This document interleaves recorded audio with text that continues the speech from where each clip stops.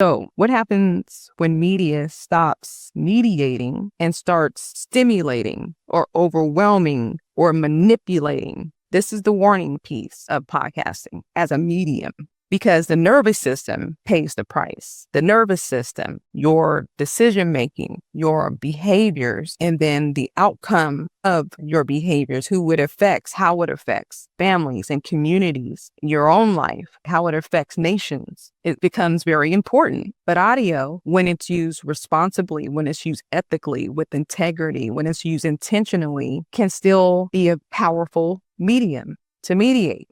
I am Shantae Javon Taylor, and you are having coffee with a neuroscientist. Welcome to another episode of Coffee with a Neuroscientist. Today I've decided to talk about the neuroscience of audio, of sound, and ultimately of podcasting. But first, here's my cup for today. It says, I majored in neuroscience. So to save time, let's assume that I'm always right. So have you ever wondered what makes podcasts such a powerful force for connection and creativity in our modern society? Today, I am looking at the age of podcasting from the lens of neuroscience, from the lens of current affairs, from the lens of history, and from the lens of the brain, obviously, and influence, and how sound shapes identity, behavior, and society. So grab your coffee or your tea or your choice of drink and come hang out with me for a few moments. You're having coffee with a neuroscientist. Now, I've had this podcast, Coffee with a Neuroscientist, since about 2017. Now, I wasn't always consistent with it. It was really one of those choices you make in order to get your message out there as someone who's in business or an entrepreneur, and as a way to bring people into your realm of offerings and making an impact and influencing minds for me, always in an ethical way. And I've been thinking about this for quite a while because of the impact podcasting has had over the minds and decisions and behaviors over the last few years. What I started seeing this trend, because I'm a pattern recognizer, that podcasting was used nefariously in the last couple of election cycles, and it really charged up people in their thinking and behaviors, and I feel was a tool of radicalization. So my brain is always trying to piece things together and understand as a neuroscientist. Now, not all neuroscientists think the way I think. I just happen to be a thinker that sits with a lot of human behaviors as it relates to history, present, and then I try to think about how does that impact the future. I do this with my clients. I do this with my trainings as well. So I started to see a couple of years ago that people who did not necessarily need to take the time to have a podcast were podcasting. I mean, I'm talking billionaires. I'm talking people who have already succeeded in a way that they now felt like this era was important for them to reach their audience in certain ways. And that's when I put on my curiosity detective hat, because it made me stop and wonder and ask the question, what is it about voice that can sit in your ear for hours and actually shape how we start to think? So I went to South by Southwest a couple of years ago to document some of the experiences there, women in film, women in podcasting, and also attended some debut podcasters like Michelle Obama and her brother, and Malcolm Gladwell, and Kenya Barris, the creator of Blackish. They started a new podcast together. And I also noticed, now Oprah wasn't there, but I had also picked up on the fact that Oprah had started her own podcast too recently. And I'm like, why are all these people starting their own podcasts when they don't have to? Because it takes a lot of work to do podcasting, especially if you're solo. I guess it's easier if you have money for people to be able to produce it and streamline everything. But that was one reason I did not stay consistent back in 2017 when I started my particular podcast, because there was just a lot of work in addition to all the other work, because my zone is speaking and training and thinking and creating. And so I can do a lot of the podcasts editing and stuff, but is that the best use of my time? So once I started picking up on the culture and how influencers in podcasting were radicalizing this platform, I started to wonder, what is it about podcasting that influences the mind in such a way that can lead them to a certain behavioral pattern? Let's just say that. And I know there's other factors involved when it comes to podcasting in this time. You have people who are paying influencers or podcasters to be radical, to be extreme, to influence minds in a certain way. That's above my pay grade. It's above me now. Okay. I'm just stating what I also know to be true. Okay. Many things can be true at the same time. These platforms also shape the algorithm in a way that gives rise to people who are trying to radicalize or have big followings because they have, for whatever reason, been able to use their words that will influence a lot of minds to listen with the money flowing in. I also think it's intentional that some of these platforms that have podcasting episodes and shows, it's intentional that they elevate certain voices that fit whatever narrative. And we know that in America, the default person who people elevate and put in positions of authority, knowledge authority, whatever kind of authority, they don't look like me. Okay. Point in case, I'll just say his initials, JR. He has the top rated podcast in America. I don't know about the world, but he's the most average person you would ever know. He's not an expert in anything other than mediocrity, average conversations, bias, conspiracy theories, and his background has literally no education that I saw worth even allowing him to have coherent thought or strong critical thinking skills, perspective, cultural intelligence, social intelligence, emotional intelligence. But this is the podcast that is most of Americans who listen to podcasts. He's in their ear. He's influencing their brains. So if the average Joe, wink, wink, if the average Joe is in the ears and the minds of the majority of people who are listening to podcasts, that limits their brain, their thinking to being what? Average. So we are limited by who we listen to. We are limited by who we surround ourselves. This is neuroscience. I've done a live stream on it before, but we are the sum of the people we are around. We are the sum of the people we listen to. We are the sum of people who teach us and who we listen to and who we talk to. So having that kind of platform where it's able to influence all these minds limits people's critical thinking, limits their perspective taking, limits their social intelligence, their cultural intelligence, and obviously their IQ. Okay. So then you end up having a nation of average Joes and Janes. So if we're being influenced just by listening, then something has to be going on in the brain that most people are simply not aware of. That being said, one of my goals today is to share, why is audio so significant in influencing minds? Because if we can crack that code, then we can use audio in a more intentional way, because we know in physics, for every force, there's an equal and opposite force. And since the brain is dedicated more towards those threat responses or those fearful responses or those hateful responses, because we have 5 times more neural networks dedicated to searching out threat to our being, to our health, to our way of life, to our status, that means that we are 5 times or more triggered to get to those places. So people, when their platforms are the majority of questioning science or saying things that are threatening or radicalizing, threatening to people's status or their rights, what they perceive as losing their rights or whatever it may be, that part of the brain, the limbic system, the amygdala, is going to light up faster than those other types of perspectives that incite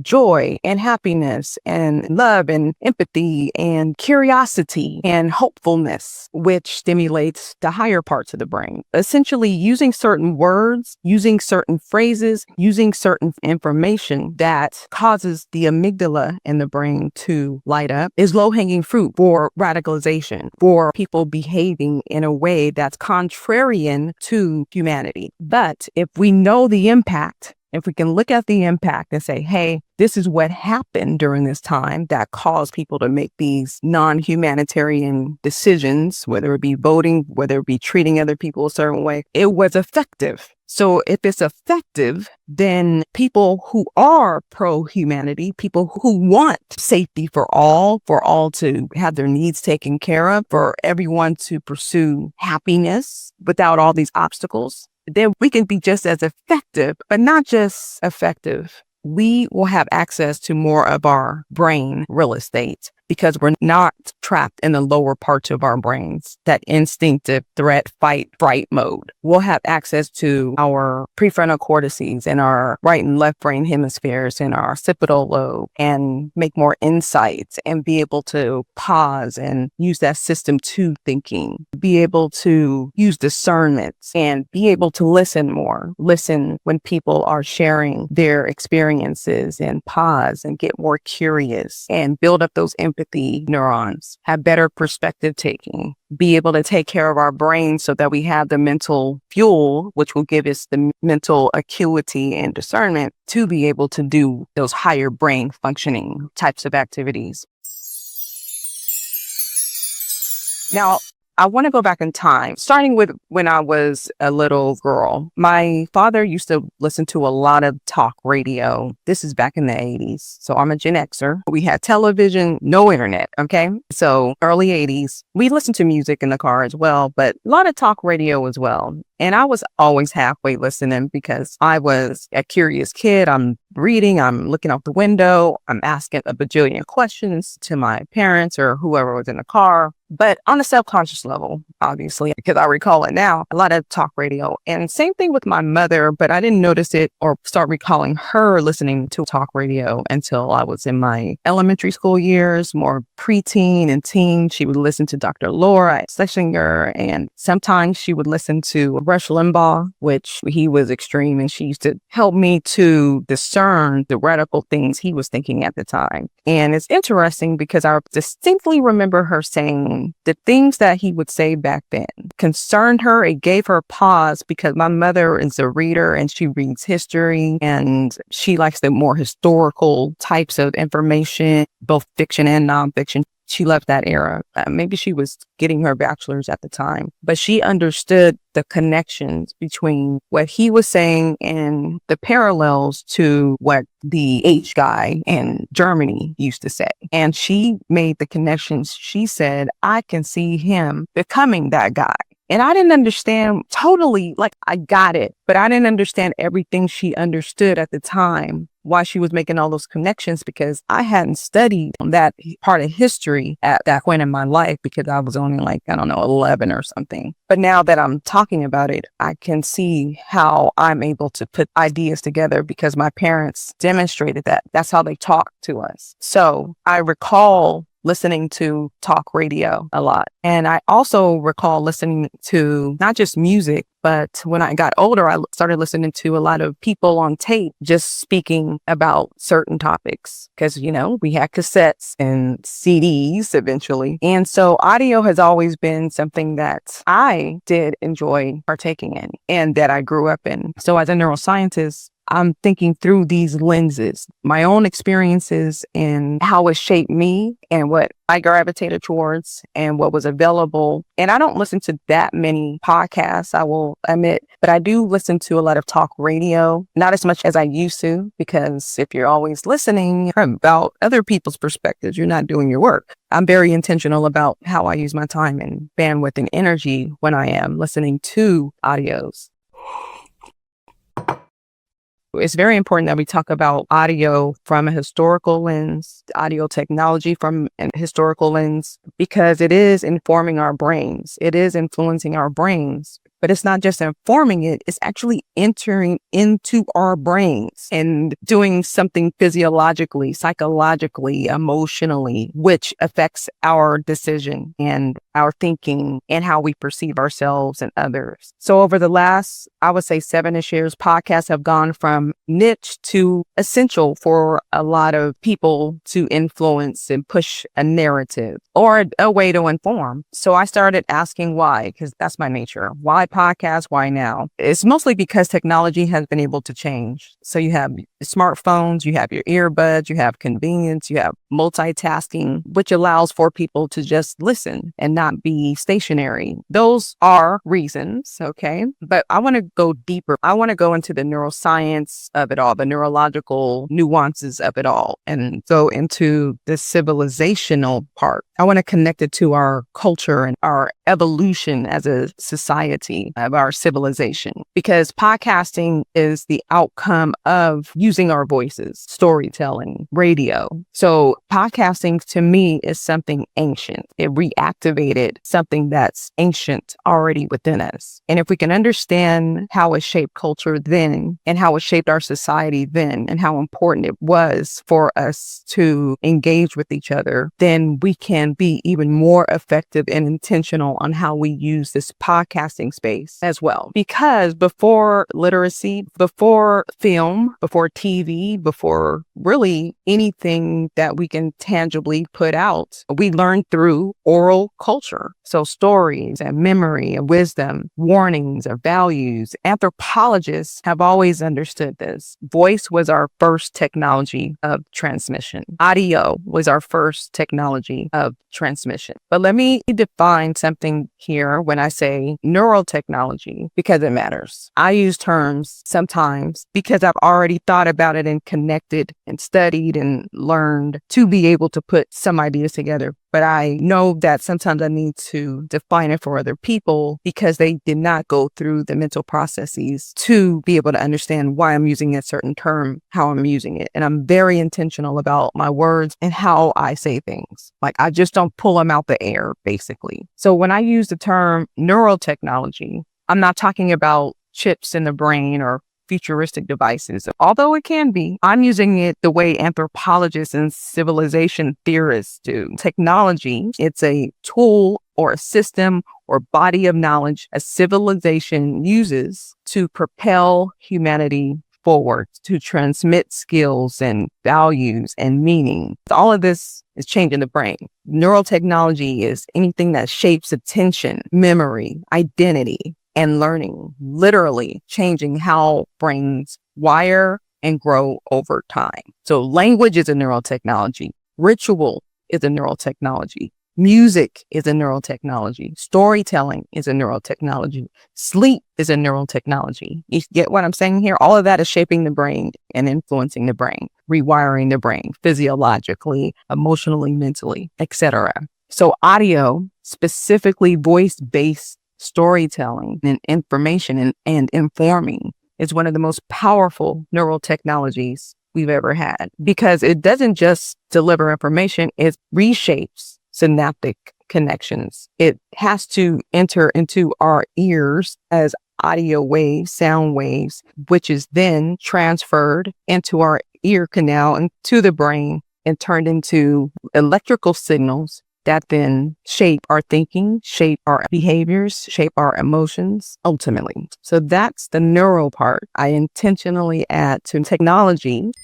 Now, I want to go back to the point in time where America or the world went from writing letters and in-person experiences to radio, because that was an important shift in time where we really began to shape our culture from what was on the radio. So before there were screens, before there were headlines, before there were algorithms deciding what mattered, there was newspapers and voice. And right now, whether we've named it or not, we are living through a return to voice.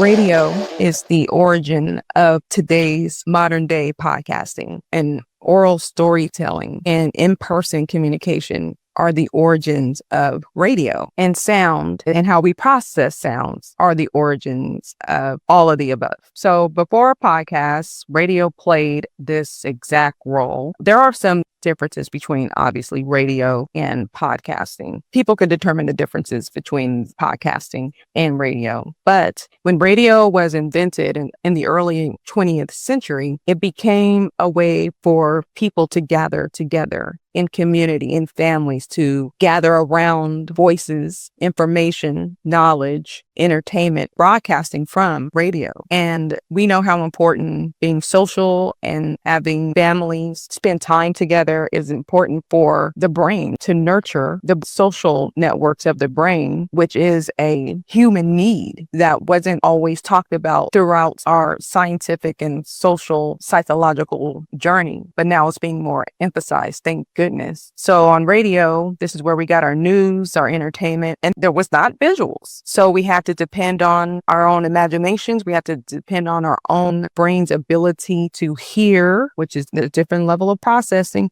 comprehending, understanding, and then imagining sometimes, but also how we're going to allow that information to make us feel or to guide our next levels of behaviors. We have to depend on sometimes to understand the reactions of others, which now are involving mirror neurons that allow us to experience or better understand what someone else is experiencing or feeling, which is highly tied to being able to adjust our own behaviors or also develop empathy as well. Neuroscientists and related fields like social neuroscience are still trying to figure out or understand the power of mirror neurons. So stay tuned for that, folks. So people depended upon voices that they sometimes would hear consistently to give them reports, to give them perspective. This develops what? Trust. And trust is an important type of process and connection in the brain that leads to a physiological connection, like a physiological release of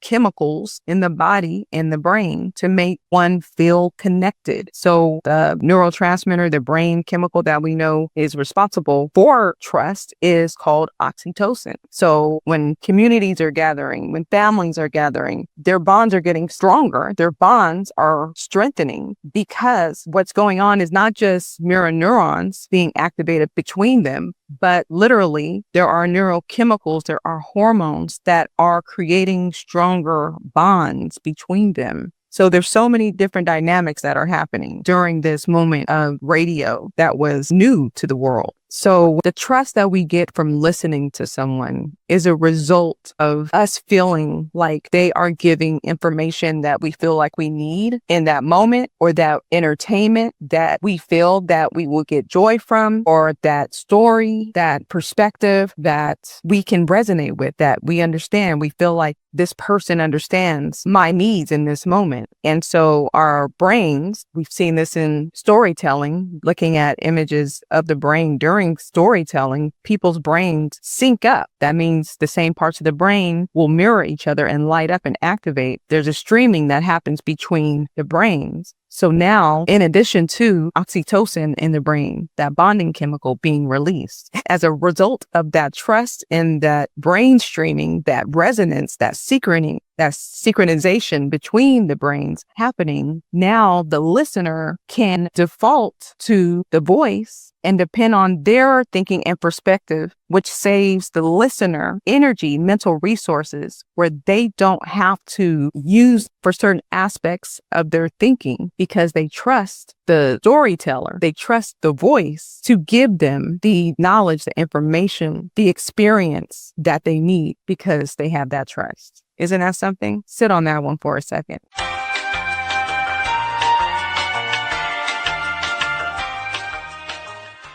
You can now connect that, right? If you trust the voice so much, your brain will start to give up some of its agency. It'll give up the need to utilize mental resources to think in other ways, good or bad. I'm not talking about good or bad right now. It's just the brain's natural process to say, hey, I trust his voice. So we're not going to be using mental resources to think in all these other ways that may have been activated before, to discern, to critically think, to parse words, or any kind of brain activity that the brain deems doesn't need to be done anymore. It will minimize or just stop doing. And that is a powerful nuance. It's a powerful perspective that I doubt many people are talking about or have made the link. Okay, you're welcome. All right. So in a sense, when your brain is in sync, when you're streaming data between minds, when you're resonating, remember, we use these terms a lot, right? I resonate with that person.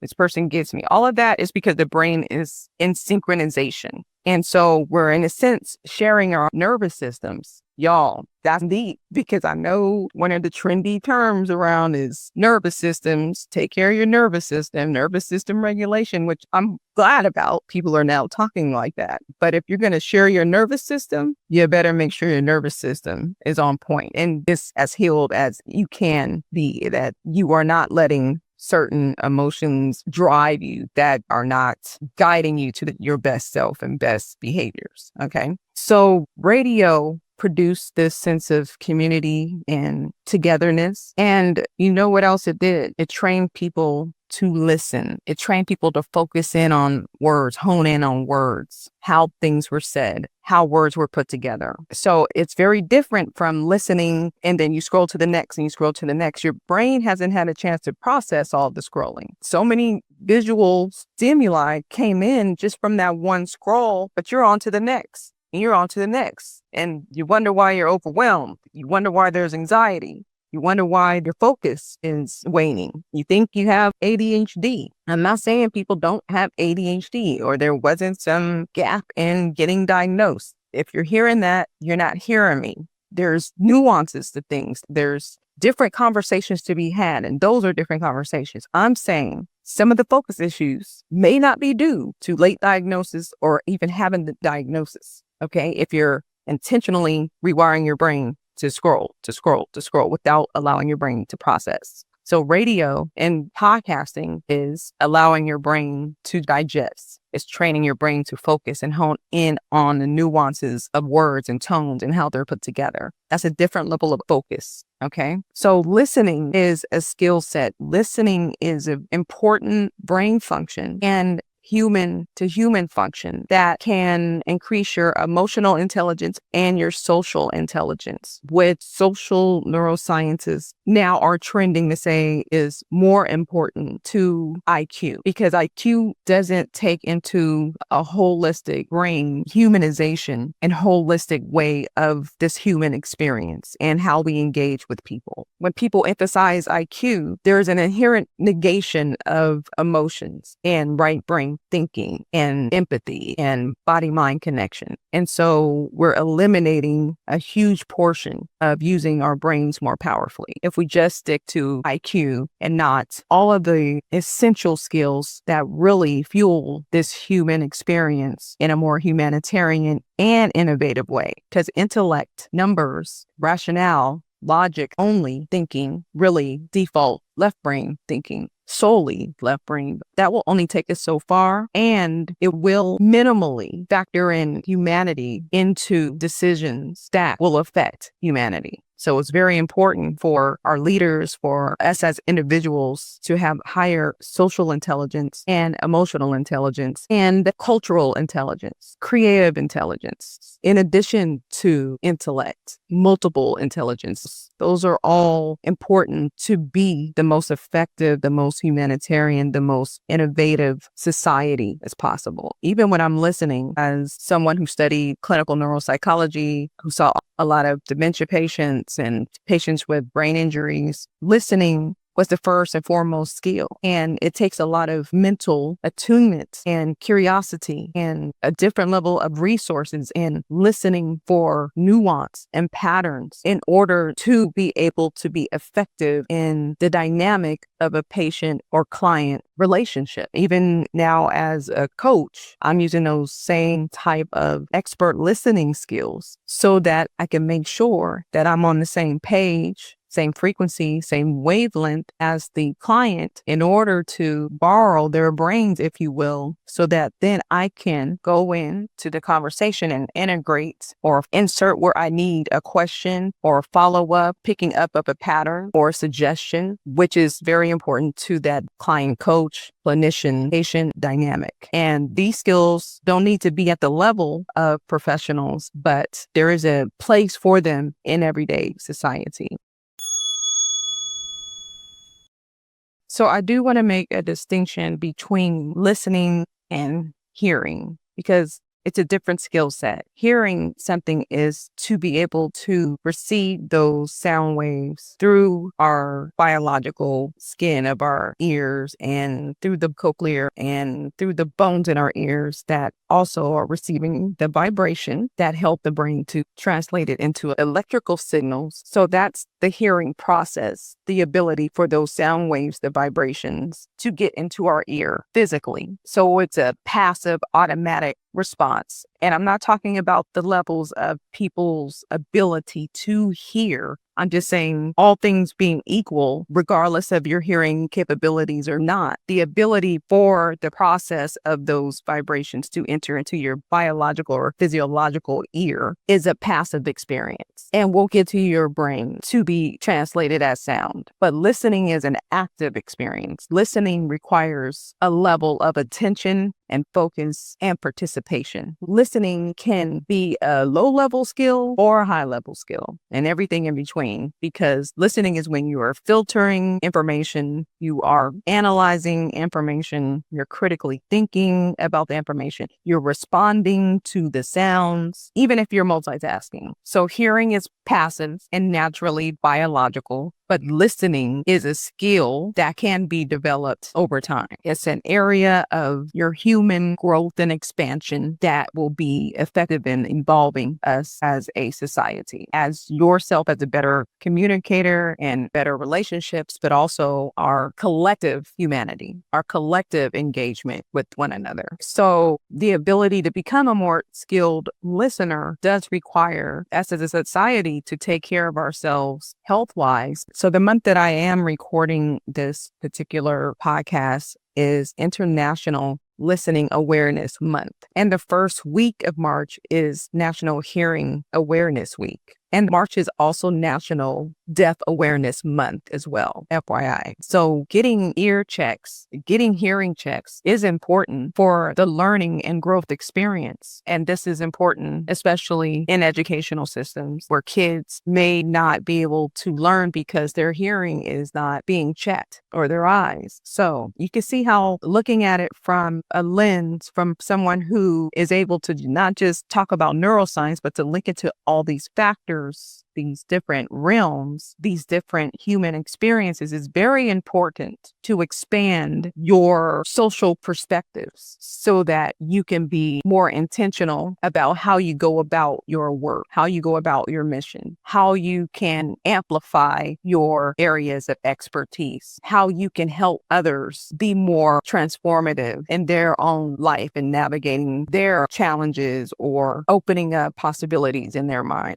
Podcasting, listening to podcasts, listening to audio helps to develop that listening skill set, which is really needed right now in a world where people are not listening. They are making a lot of assumptions. They're only listening to react or to say what they want to say in the moment, which is making us more disconnected, even though we have more ways to connect. It's like paradoxical. But to really understand this, we actually have to go deeper than psychology, all the way down to the physics of sound.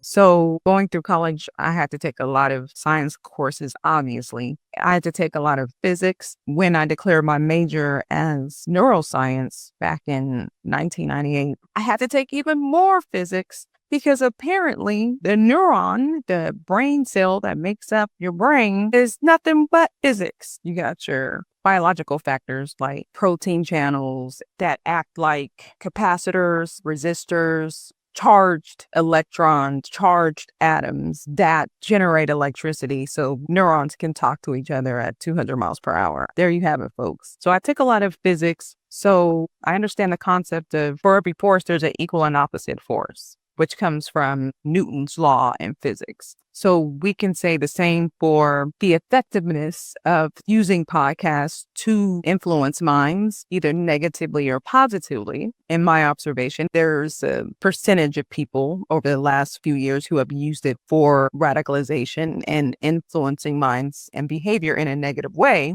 That people who are more intentional, who are pro-humanity, who want a society who is safe and inclusive, can also use podcasting to be that opposite effective force. In physics, Sound occurs when a vibrating source sends a disturbance into the medium, metal, liquid, air, in the form of long waves or longitudinal waves. We hear vibrations as sounds. So when you hear a violin, vibrations from the strings of the violin affect the surrounding molecules in the air to vibrate at the same rhythm, which then travels to the person hearing it and translate it as sound. Same with our vocal cords, right? Talking about voice, audio. When I'm speaking, my vocal cords are vibrating and they are manipulating the air in my body to come out. And the words that I'm using are vibrating on certain frequencies, and the molecules are traveling through various other mediums like the air and to your speaker of choice, your AirPods, your car, and then reach your ear canal, interacts with the liquid in your ear canal. Now it's traveling through a different kind of medium, right? The liquid in your ear, which is then converted to electrical signals to your brain. So from the radio that we hear from the voice vibrates the rhythm into our ears, then translates those sound waves into electrical signals to allow our neurons, our brain cells, to conduct electricity amongst each other, talk amongst yourselves via electrical signals to allow us to be able to make out what's being said, sound, and comprehend what's said. And then our brains are figuring out, okay, what do I do with what was said? How does this inform my thoughts and behaviors moving forward? How do I respond or not respond? So now you know why understanding the brain is on a whole different level. Our brain cells are literally designed to take stimuli, sound waves, light waves, turn those vibrations, turn those traveling sound waves to allow our brain cells to communicate in the way of electrical signals. It's physics, y'all. So I'm not just pulling this stuff out of my woo-woo hat, okay? But sticking with the medium of air, air is not the greatest medium to transmit sound because the atoms are so spread out. But if you create sound through a solid or liquid, the sounds get more intense because, folks, they're better conductors of sound. So like metals and water, you can hear things better underwater than in the air. And if you strike a metal, the vibration of the atoms allows you to hear sound better. Think about if there's a motorboat and you're underwater, but then you pop your head up. You're going to hear the motorboat better underwater than in the air because the vibrations are more intense. And the water allows for the sounds to reach your ears faster because the atoms are more closer together versus the atoms in the air spread out everywhere or have more distance. So the atoms in liquids and solids lead to greater transmission of sound because they're more compact and more springy or resilient, which makes them better mediums for transmission of sound than air. And we know this in science when we suck all the air out of something and create a vacuum of a medium. Sound cannot be heard without some kind of medium that will allow atoms to contract and expand and move about to transmit somewhere. If there's nothing to compress or expand, then those vibrations can't move anywhere. There can be no sound without a medium. So essentially, radio is a form of media, right? And so I can't just not study history without looking at words because I'm also a word nerd, okay? And the word media has a meaning. It has a root. This is where you could do more critical thinking or having more curiosities, thinking about what is being conveyed, how it's being conveyed, and how can you get more curious about something that is influencing your mind, people. So this is where language gives a clue. The word media comes from the Latin medium, and medium means that which is in the middle, that which carries or transmits something, and that which connects. So media has never meant to dominate us. It's meant to what? Mediate us. It sits between people and information. It sits between communities and meaning. It sits between past and future. There's shows or people out there that call themselves mediums, where they say they're the conduit, which enables them to talk to the spirit world and the physical world. So they are someone who can transmit or carry information between worlds or connect people between different worlds. So what happens when media stops mediating and starts stimulating or overwhelming or manipulating?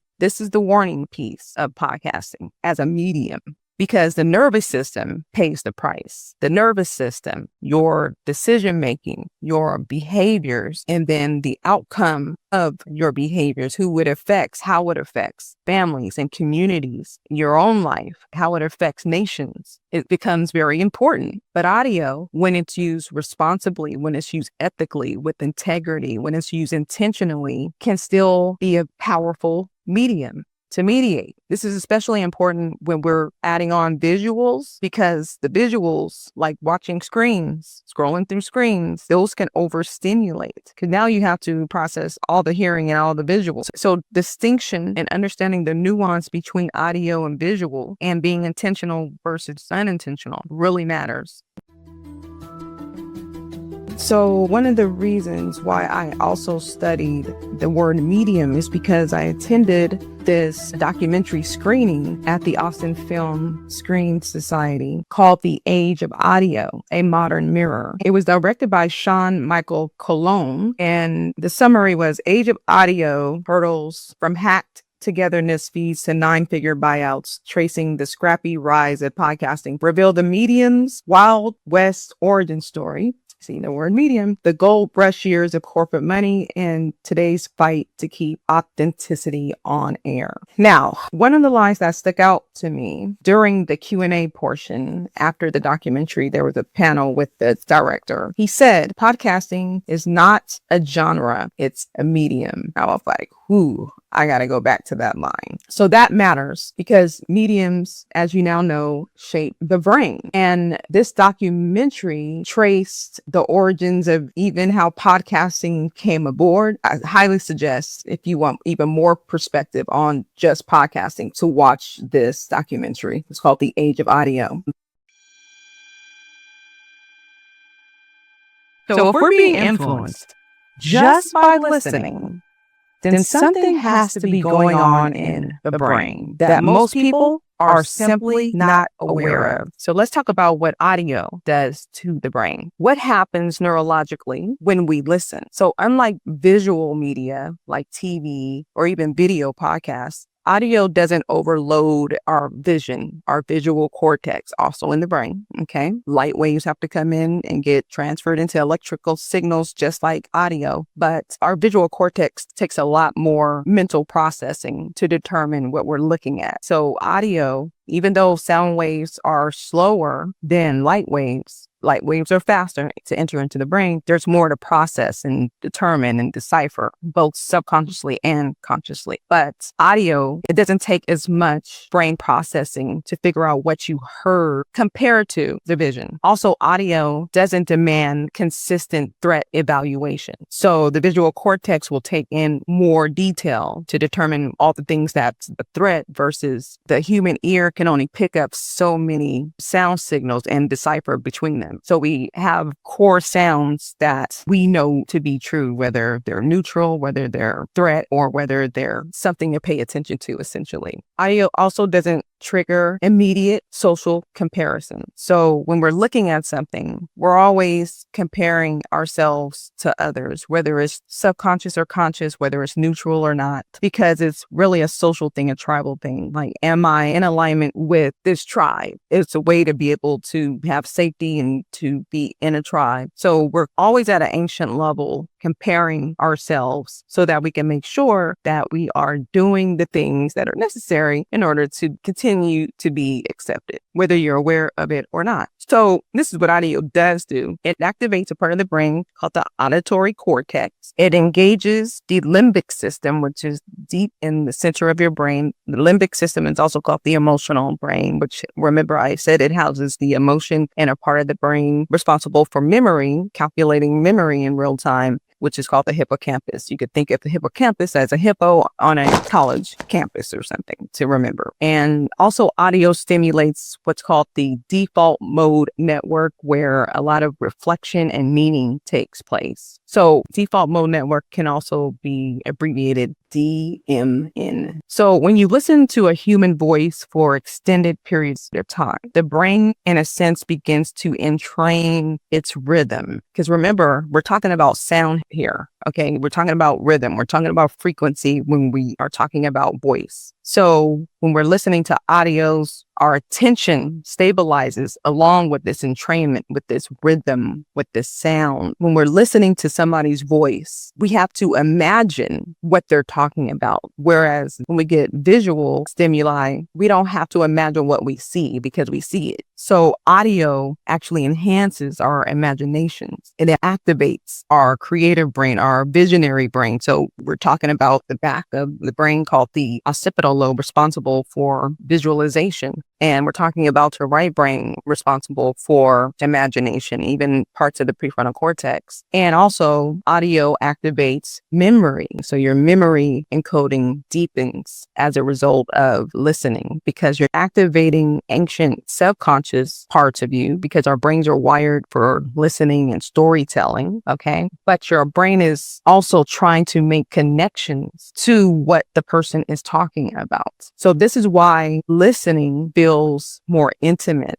This is why people say, I feel like I know them, or I resonate with them. I'm feeling them. All that is because the brain is syncing with the voice and making all these different connections to that person and their sound. And they're also resonating with their words. So that's not an exaggeration when people say they feel like they know them, they get them. We're on the same wavelength. We're on the same frequency. So the brain, this is why it's important to know about your brain, folks. The brain treats a sustained voice as relational presence. So it's like you're building a relationship with the sound of someone's voice and the rhythm and the frequency and the pattern. One of the reasons I love neuroscience and thinking about it in very complex humanistic ways is because I get to explore and connect these ideas, these human experiences. I get to connect civilization and culture and get more out of the sciences, which rarely we got to do throughout all of my years, decades of learning neuroscience and psychology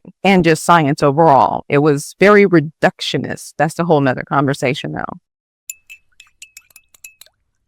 So why is this importante? Because this is the connection, y'all. When we think of the term media, now that you understand that media is a term that has been around in the early 20th century to reflect the pathway of connecting people with ideas or information. If people in the past few years, if influencers or podcasters are using podcasting as the medium to communicate certain ideas, to influence behaviors, ideologies, information, all of that, that means instead of using all of the other mediums that other groups, aka Democrats, let's just say, were not focused on podcasting, they were using other platforms that weren't concentrated enough. They weren't like metals and liquids. They were not using mediums that would allow their voices to travel effectively like air. Then they were not able to get their messaging across, their accomplishments. Remember, there was always a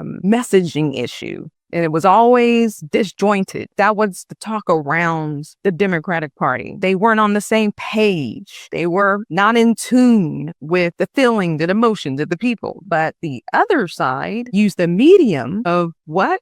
Podcasting that concentrated their voice enough to persuade enough people to behave, think, and engage with our systems, such as our political systems, for example, and our social systems in a way that, in my opinion, does not serve humanity. Let's just put it like that. You see the connection now? podcasting is a medium for communication, but so is the internet, so is social media, so are videos, so is the TV, so are newspapers. But how effective are those mediums? How effective are they in their ability to connect people to ideas and information and influence minds and hearts, or have people consider various perspectives? Now you see why I was curious and why all these people who don't need a platform are now hopping onto this medium that will concentrate their voices more effectively to the human mind. You're welcome, people. These are the things I think about. And it's not that I'm even thinking about them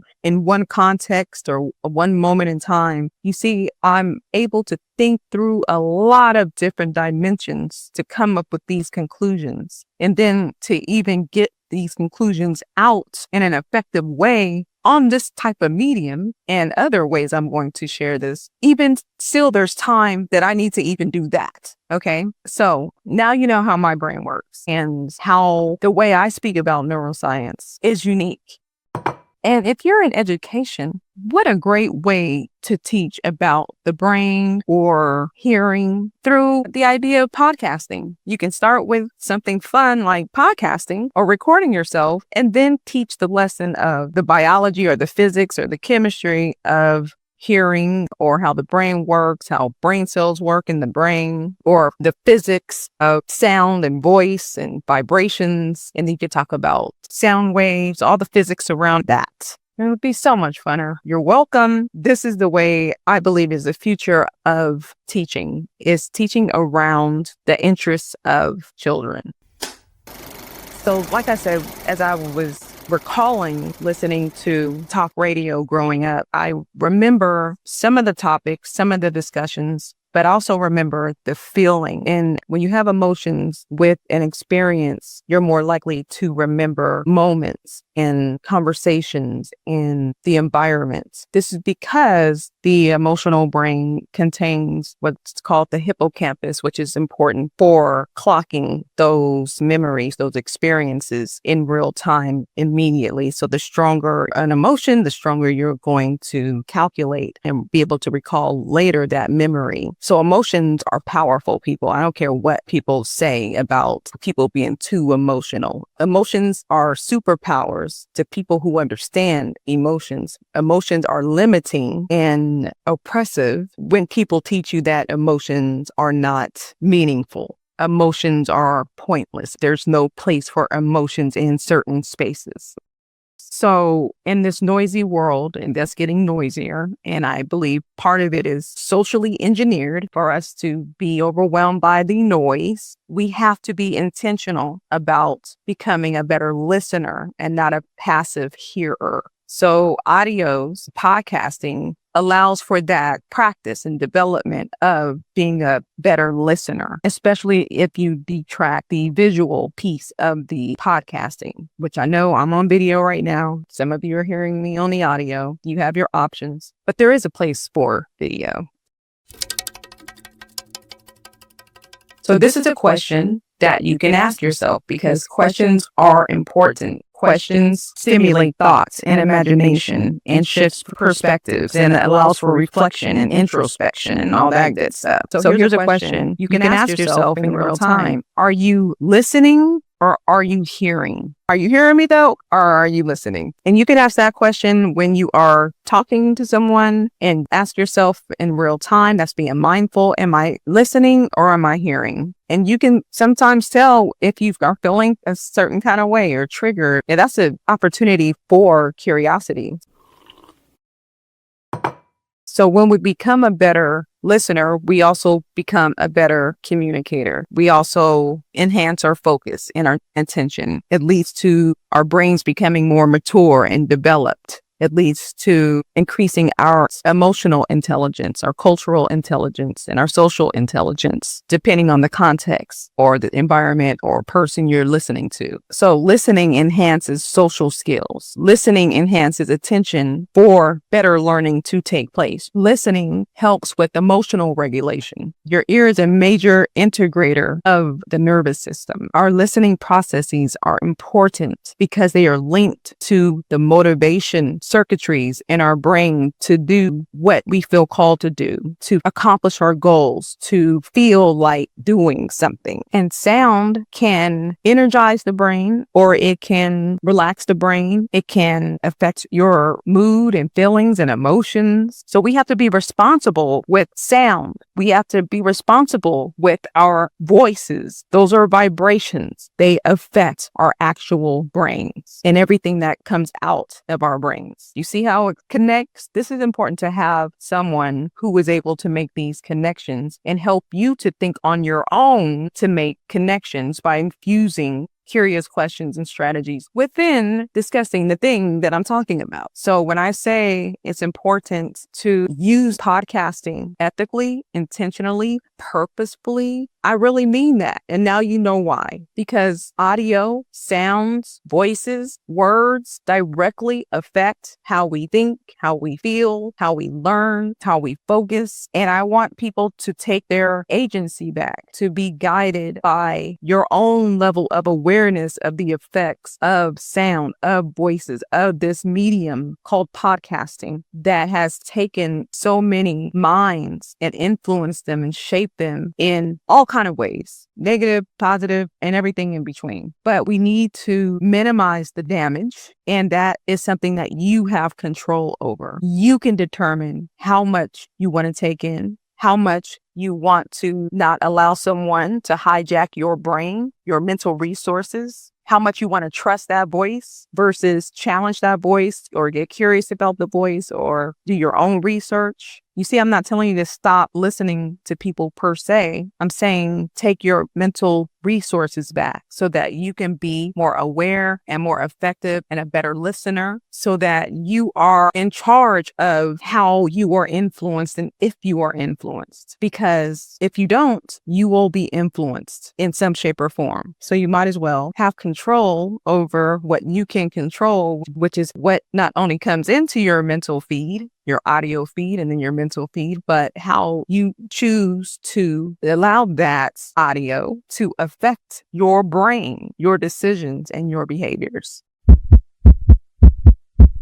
There are certain words that can trigger us, that people intentionally use to activate your threat brain, your anger emotions, your sad emotions, even your happier side. So intention is important to determine when you're listening to someone via this powerful medium of podcasting. And sometimes you don't even know it's happening because it could be on a subconscious level because your amygdala, that part of the brain that is looking out or filtering out for threats, may have already tagged it as danger a long time ago in your earlier experiences in life. So you may be feeling roused up and not even know why. And it could have been a certain word that was used in a certain way that triggered your limbic system, your emotional system, because it's already in the system as a word that's tied into an emotion and an experience that was registered in your limbic system. So being aware of how you feel throughout or upon reflection of listening to a podcast, you need to know, is it driving you to do something productive, something healthy, even if you do have strong emotions, or is it always making you feel outraged or sad or hysteric or hypervigilant? It's important to understand someone's intentions that has so much potential power to hijack your brain and mental resources. Don't give your trust away so willingly just because there's a few things that you might agree with. Use more discernment because I guarantee you some of these people are consciously manipulating your emotions, your brain chemicals for their own benefit. They are intentionally trying to overload and overwhelm you and get you to a place that is not good for yourself or the people around you and ultimately society.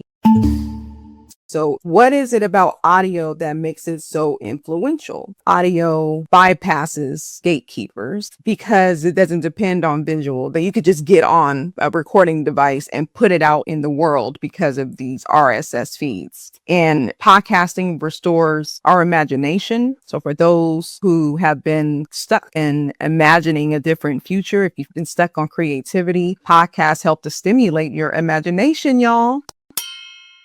Podcasting also creates intimacy without proximity, so you don't have to be in person. Remember, you can tune into that ancient audio processing in the brain and how our brains are wired for listening and storytelling and hearing others. Podcasting also lowers performative pressure. So when you're on video, like I am now, but I can also just strip the audio, right? You can express yourself differently on just audio. You don't have to look at yourself. You don't have to be the same time you're talking, wondering about your looks or anything like that. It could just come through in your authentic voice. So there's no friction or conflict potentially with just having audio.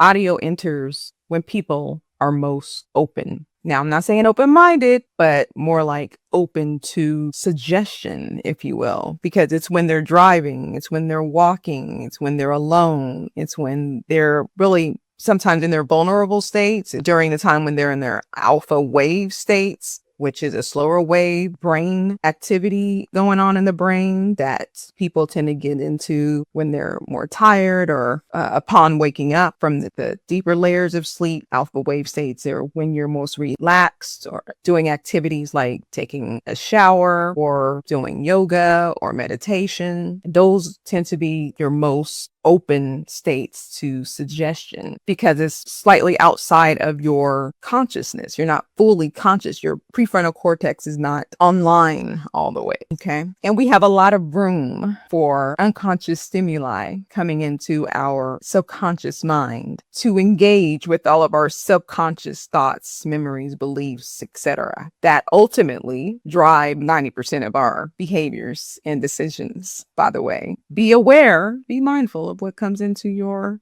mental feeds, folks, especially during those times when your brain is more susceptible to those periods of time. So even when I say driving, most of us drive on auto mode and we kind of get into a hypnotic state. Sometimes you don't even know how you got there because your mind drifts off because your autopilot kicks in, if you will. And when you're in that kind of habitual hypnotic routine state, that means your brain is not working as hard. It doesn't need to be as conscious. So you are in habit mode and in more of your alpha wave versus faster beta wave conscious states, which means you are going to be more susceptible to the information or stimuli coming in to your senses. Okay. And a lot of people listen to podcasts in the car. But here's the part that we don't talk about enough. The same mechanisms that can create connection can also create control. So since we're talking about minds being influenced in different states of mind, now we can talk about the shadow side of podcasting, the shadow side of audio as a tool for radicalization, that those of us with integrity and intention and ethics and who want a better humanity can counter if we are more intentional. This is where I tend to go into my deep thinking and wonderment and curiosity, because the same processes, the same medium, like radio, like audio, like podcasting, that allows us to learn or connect or heal, also allows for belief hardening and identity reinforcement and radicalization. Okay, remember, for every force, there's an equal and opposite force, right? So this is especially happening when voices are uninterrupted, when they are repetitive and they repeat narratives, when they are intentionally activating that low-hanging emotional fruit like fear and anger and reducive status, all of that, hate, pointing the finger, blaming. This is where, if people are in vulnerable states, if they're very stressed, if they are falling on hard times, some of the listeners, they start to feel seen and heard. and their grievances are validated. They start to feel like it's not me, it's them over there. So if we're connecting it culturally, if we're connecting podcasting neurologically, now you can see why podcasts became so powerful during this time, during this era, shaping political identities of certain groups, particularly people who don't look like me and are experiencing threats and cultural displacements, or they are perceiving that they are losing status and are threatened by being displaced, culturally displaced, professionally displaced, even though all the data still signifies that they are nowhere near displaced. Okay. Maybe displacement when it comes to demographics, which would lead to people who have been marginalized since the beginning of this country finally having more opportunities to ensure equitable opportunities. Go figure. So their status is threatened. Their amygdala will perceive it as a threat to self. So it makes sense that they would resonate with those voices. And I want to tell you, this is not theory, folks, because in 2025, there was research from Princeton University and NYU on this very concept. It's the kind of message that makes me feel like the universe is co-signing what I've been talking about and what I've been thinking about over the years. Because sometimes the science catches up to what we already know in our bones, in our gut, in our intuition. And when it does, you have to go with it and talk about it or take action on it. So in 2025, researchers from Princeton University and NYU published a study in Nature's Scientific Data Journal. They called it the podcast ECOG dataset. And ECOG stands for electrocorticography, where electrodes are placed directly on the surface of the brain and not on the scalp. So there were 9 participants that involved 1,330 electrodes. And all of them were assigned to listen to a 30-minute audio podcast while scientists recorded exactly what their brains were doing in real time. Y'all, I was like, this is a perfect study. So they used a podcast to study the brain. So just sit with that for a minute, because that tells you everything about where science is right now in understanding what this medium actually does to us and or for us. So here's what they confirmed. I want you to hear this through the lens of everything we talked about this episode. So the first finding is about audio processing, is that audio processing is not just one thing. It's many things happening simultaneously across the brain, which I've been talking about. So these researchers mapped 5 different layers of how the brain processes spoken audio. They focused on the raw acoustic sound, the phonetic units, the syntactic structure, word meaning, and then at the deepest level, contextual language, meaning not just what a word means in isolation, but what it means in relationship to everything that came before it in the narrative. So remember what I said earlier. I told you audio doesn't just deliver information, it reshapes synaptic connections. So recall, I told you audio enters the ear as sound waves, then converts it to electrical signals and does something physiological to the brain. This study put 1,330 electrodes on actual human brains and showed exactly that happening in real time at multiple levels at once. So this is not one process, folks. This is a full brain event. So remember this. This is another key takeaway, people. Audio is a neurotechnology. It is not a metaphor. It is a documented, peer-reviewed electrode on the brain fact. Okay, here's the second finding. This is the finding that stopped me in my tracks. Across all 1,330 electrodes tested, the single biggest driver of neural activity was not the sound of the voice, nor was it phonetics, not even the grammar. It was contextual language processing, or AKA how words accumulate meaning over time within a narrative. So the researchers used a large language model called GPT-2. to measure this. And it accounted for more neural variants than anything else they had tested. So think about what that means in the context of everything we talked about today. It is not one shocking word or one provocative sentence that shapes the listener's overall brain most deeply. It is the accumulated context, the consistent narrative, the repeated framing, the story that builds over weeks and months of listening. That is why a podcast host who shows up every week with the same worldview, the same villains, the same framing of threat and loss is so neurologically effective. The brain is not just hearing the words. It is tracking the context. It's building a model of reality from that context. And over time, that model becomes the listener's reality. Let me take a sip of my drink on that one. Stew on that for a second, y'all. This is the neuroscience of why consistency matters more than volume. The brain is not counting how loud you are. It is counting how many times it has heard context. All right, here's a finding. The brain processes listening and reading through overlapping neural systems. So the researchers also reference prior work showing similarity between how the brain processes reading versus listening.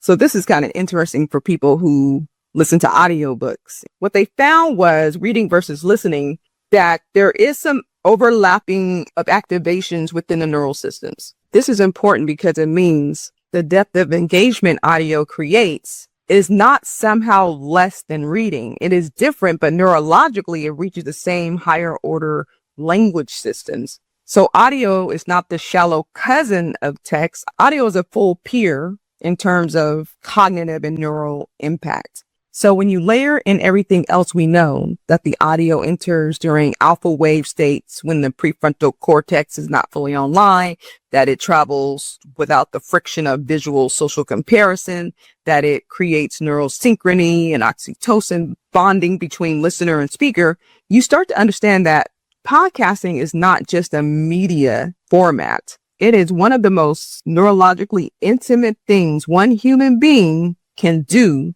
to another.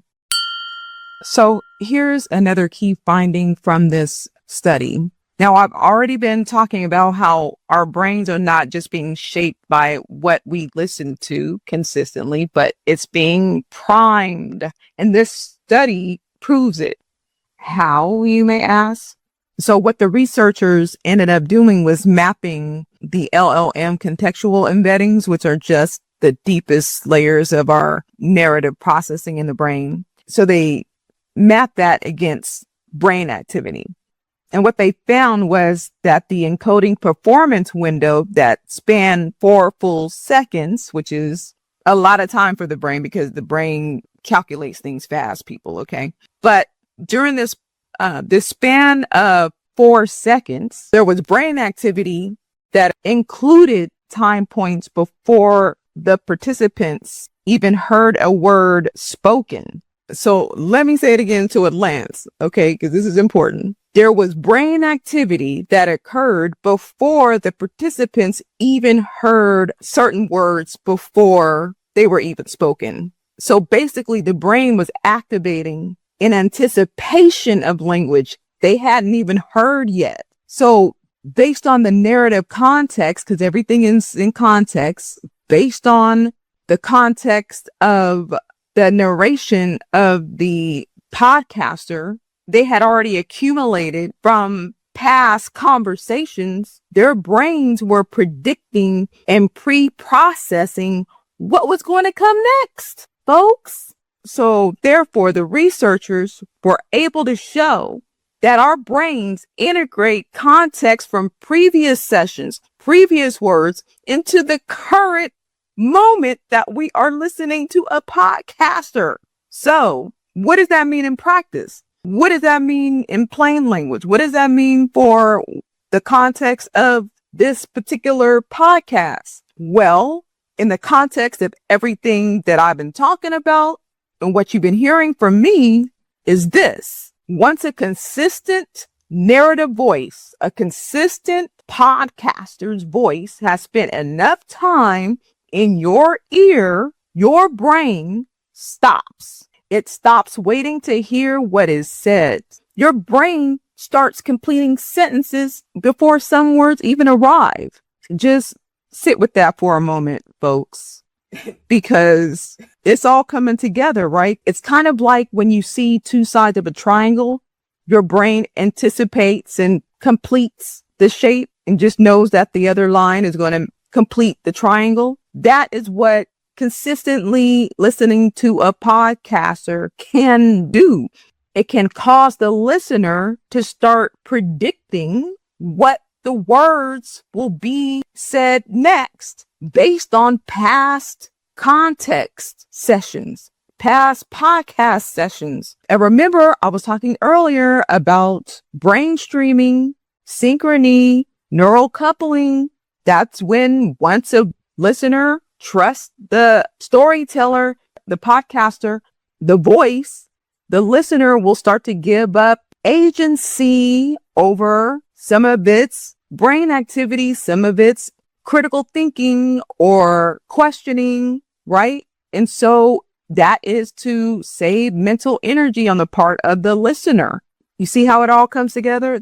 This is why it's just so important to be able to learn from a person with different perspectives who can help people to make links between ideas and concepts and eras. And so you can use this ability, borrow my ability, y'all, if you haven't been able to do it effectively, to do this in other areas as well. And I'm not talking about conspiracy theories, folks. I'm talking about taking your experiences or reading about other people's real, credible experiences. I'm talking about real references, not 10-second TikTok videos on a subject or a 2-hour deep dive on YouTube from a questionable source. I'm talking about real research with stats and data, followed by your curiosity, experiences, real world experiences, either yours or others who are credible, and synthesizing it in a way that's thoughtful and discerning, and see how it's meaningful and connects to all these other facets of our complex human existence. Okay, that was my spiel. All right, so let's wrap this one up. Listening for the 50th time is not passive influence. It's not even all active influence. It's cognitive entrainment, people, at some point. So your brain can be trained to expect that voice's world view. It can literally pre-fill its conclusions before the conclusions are made. Your brain can move forward the narrative before the words get there or the words are received or heard. And if this narrative, this is why it's important, once again, to understand what I'm saying. If the narrative, if the podcaster, if that voice has been built on fear, threat, and blame, if that narrative that the listener over time has been built on fear, threat, and blame week after week, episode after episode, then just know the listener's brain, your brain potentially, is not just being influenced in the moment.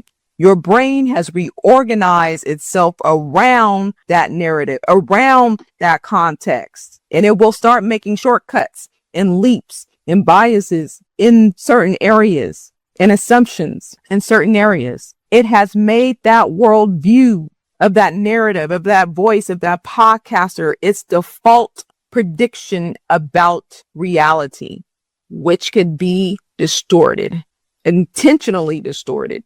This is why listening is not passive. This is why it is not harmless. And this is why who you listen to consistently, repeatedly, over time is one of the most consequential decisions you will ever make without realizing you are making it. Y'all, this is heavy. I know it's deep, but it's important, especially in this moment. And I'm bringing the neuroscience to you. Neuroscience just caught up. Now you know. So what does this mean for you as a listener and or as a creator? So listeners, you first. This study is a reminder that your brain is not passively receiving audio. It is actively building a contextual model of reality from every word in every episode across every week you spend with a particular voice. That is not a small thing. That is your worldview being co-authored. The question is whether you are a conscious participant in that process or are you a passive one? Creators, your turn. So for creators, this is both a responsibility and a permission slip. It's a responsibility because your consistent narrative context is shaping the neural reality of everyone who listens to you regularly. So this is not hyperbole. This is what Princeton and NYU just published in Nature. It means consistency, depth, and intentionality in your content is not just a strategy. It is neurologically how you actually reach people at the level where change happens in the brain.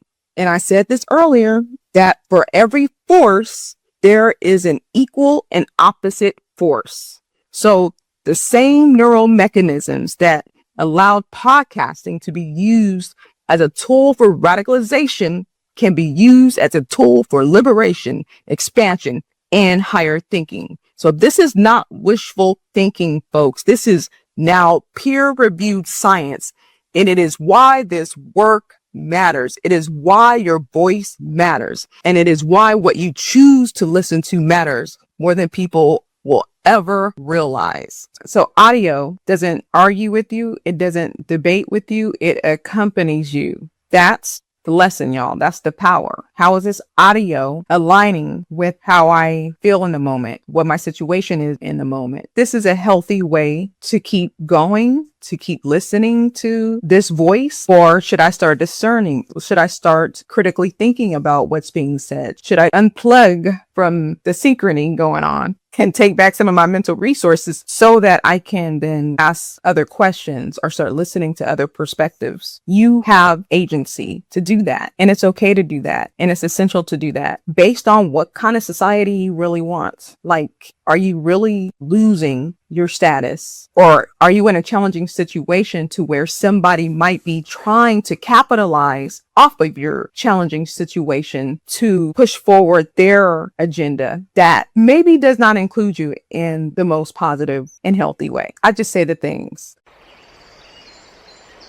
So let's talk about why this moment matters and why I'm doing this podcast. Maybe I'll do a follow-up podcast or two around this topic, because we're not just in an information age. We are in an age of nervous system influence, of brain influence, of behavioral and emotional influence. And listening is no longer neutral. I don't think it's ever been neutral when you look at it from the lens of the brain. Listening is a skill, and a skill that can be and needs to be developed, appreciated, and not taken for granted. Listening is going to be a huge part of whether or not we truly evolve to the type of human beings we all know deep down inside we're capable of becoming. So listening is a skill to be developed intentionally and on purpose and ethically, usefully. Then it becomes a social responsibility. It becomes a civic act of duty. It becomes an act of resistance to counter the forces that are trying to use it in ways that create disharmony and division, taking us back to primitive thinking and those lower emotions that, if not channeled in a positive way or a productive way, will prove harmful for society as a whole. Because I do believe that all emotions are powerful. Like anger is information, and the way that we interpret that anger and then how we channel it determines if anger becomes something negative or bad. When you look from and learn from someone who has a broader and deeper perspective of neuroscience, that's what you're going to learn about the topics and concepts about the brain, about behaviors, about psychology that you did not consider. Because anger, for example, I'm just using anger